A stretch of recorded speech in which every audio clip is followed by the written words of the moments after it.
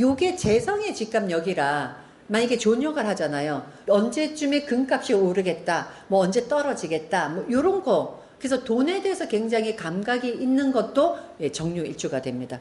계속 이어서 이제 정미. 요것도 이제 마찬가지로 요게 이제 위에 정화인데 정화가 밑에 뿌리가 있어요. 그죠? 자, 그 다음에 또 보시면은 요게가 정화하고 을목하고 기토가 있죠. 예, 그럼 비견, 그 다음에 편인, 식신, 이렇게 있죠. 그러니까 요 일주들은 욕심이 많은 일주가 아니란 얘기예요. 왜 그래요? 재성이 없잖아요. 그러니까 아무래도 재성이 있으면은 욕구가, 자기 거에 대한 욕구가 굉장히 강한데 그게 없어요. 재성이. 그 다음에 또 뭐가 없어요? 관이 없잖아요. 근데 우리가 일생 살아갈 때 가장 욕구가 센 게 뭐예요? 관하고 재잖아요. 근데 관재가 없어요. 그래서 정미 일주들이 어찌 보면은 그냥 조금 편안하게 생각하고자 하는 그러한 막 악착 같은 그런 기질이 없다라고 볼 수도 있어요. 요 일주만 보면은 이제 요게 이제 구성이 잘못되잖아요. 그러면 너무 나태한 사람이 되는 거예요. 세상에서 급한 게 없는 거예요. 그래서 이러한 부분. 남을 돕고자 하는 성격이 강하고, 그 다음에 성실하고 담백해요. 아까 얘기처럼. 여기 있는 이 구조 자체가 식신. 여름의 맨 마지막에 늦더위. 근데 여기 을목이라는 이렇게 꽃이 이렇게 피어 있는. 그러니까 마치 좀 있으면 이제 이렇게 가을이 되기 바로 직전에 들판에 이제 조금 나이 든 꽃, 요런 느낌이에요. 그 투쟁을 하고, 그러한 욕구가 별로 없다. 예, 그죠? 예, 정미의 일주가. 그 다음에 누구를 원망하지 않아. 근데 물론 다 그런 건 아니에요. 근데 이게 만약에 구성이 잘못되죠. 그러면 이제 편인이라는 기질을 갖고 있죠. 한 가지의 그 편인 자체의 어떤 그 특징은 뭐냐면 폭이 넓지 않아요. 편이 좁아요. 그래서 이게 편인이 나쁜 작용하잖아요. 그럼 굉장히 집착을 갖고 집요합니다. 그래서 그런 거를 갖고 있지만 대부분이 대체적으로 관과 재가 없기 때문에 그렇기 때문에 이런 사람들은 이제 따뜻하고 자비롭고 그래서 이제 좀 이상적인 세계, 좀 편하게 사는 세계를 추구하는 어찌 보면 좀 맘 편한 사람, 예, 요런 기질이 이제 정미일주의 이제 그런 기질인데 이 정화의 특징은요, 약간은 조금 이렇게 신경질이에요. 정화가 실제로 열기기 때문에. 근데 이게 미중의 뿌리가 있어서 가끔 가다가 승질을 팍 내는 기질도 있지만 그걸 아주 예민하거나 그렇지는 않다. 여기다가 인미하고 경미는 여러분이 다 해보세요. 예, 요거는 남편이고 요거는 배우자, 여자. 그래서 어떠한 배우자를 만나는가 하는 거는 하나하나 해보시고요. 자, 그 다음에 정유일주. 정유일주가 보면은요, 경금하고 신금을 갖고 있죠. 그러니까 뭐예요? 완전히 밑에 다 돈이잖아요. 경금, 신금.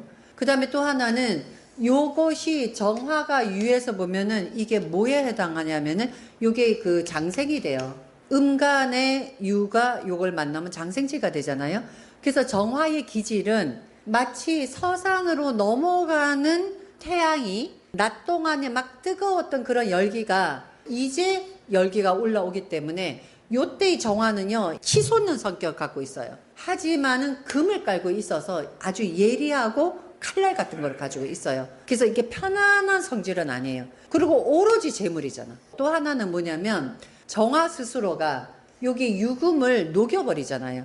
그러니까 내 스스로 내 재물을 녹이는 형국이 돼요. 이때는 자기 스스로 자기 재물을 까먹는 그러한 역할도 할 수도 있고, 또 하나는 만약에 좋은 역할 하잖아요. 그럼 제복이 엄청난 거예요. 그렇기 때문에 정유일간이 사주 구성이 굉장히 좋다. 그리고 유금이 좋은 역할을 한다. 재물로 인해서 굉장히 좋은 사람이 돼요.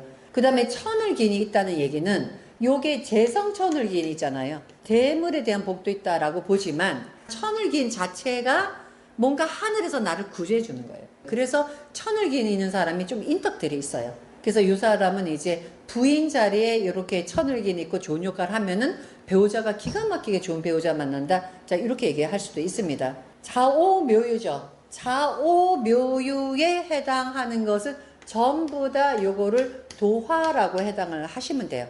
그럼 배우자 자리에 도화가 있는 거예요. 여기서 또 뭐를 보셔야 되냐면 요거는 인후술이죠. 일간의 신살은 이렇게 대입하는 거죠. 그러면 맨 마지막 글자 화의 전이죠. 육해살이에요.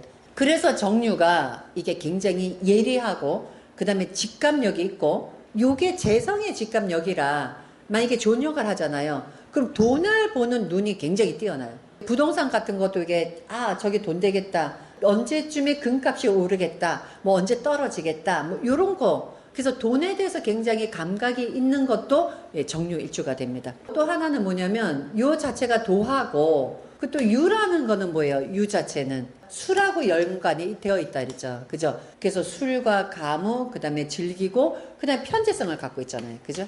그래서 요런 사람들은 조금 끼가 있고, 그 다음에 이제 예술적인 쪽으로도 굉장히 발달되어 있는 것이 요게 정유다. 예, 이렇게 보면 됩니다. 명예하고 요거는 좋아 보이지만 실속은 없다 했는데, 정편제가 혼잡되어 있기 때문에 약간 분산되는 느낌도 있어요. 재성이든 뭐든 하나만 있어야 내 거가 되거든요. 정제편제가 같이 동시에 가지고 있는 거죠. 그럼 약간 흩어져요. 그래서 이런 경우는 조금은 보기보단 실속이 좀 약하다. 그 다음에 정화가 유금을 제어하는 사주 구조죠. 그런 구조기 때문에 굉장히 예민해요. 또 예민한 게 왜냐면 육해가 있어서 정신적인 세계이기 때문에. 그리고 요때 또 정유일주는 뭐냐면 이게요, 유금 자체가 이게 신금이라 신금이 보석이잖아요. 그러니까는 위에는 화려한 불, 그다음 밑에는 보석. 그러기 때문에 뭔가 자기를 좀 빛나고 싶어 하는, 그 다음에 요 자체가 도화를 가지고 있잖아요. 그래서 약간 사치를 좋아하고, 그 다음에 좀 화려하게 자기를 조금 드러내고 싶어 하는 이런 욕구도 많다. 그러니까 정유일주가 대부분이 멋쟁이가 많다. 예, 이렇게 보시면 돼요. 그런데 정유일주가 화가 약해. 정유일주, 병화일주에서 특징적인 거는 봄, 여름에 태어나서 요 밑에 글자가 차가운 글자면 좋은 것이고, 가을, 겨울에 태어나서 유금을 깔고 있으면 오히려 금이 찬설이잖아요. 이때 나쁜 역할을 해요. 오히려 돈 때문에 굉장히 골치 아픈, 우리 이때 굉장히 예민하고 두려움이 많아요. 왜냐면 칼날 위에 내가 앉아있는 형국이 되죠. 그죠?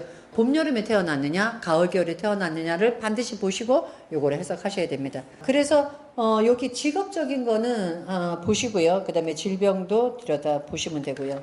자, 그 다음에 정해일주.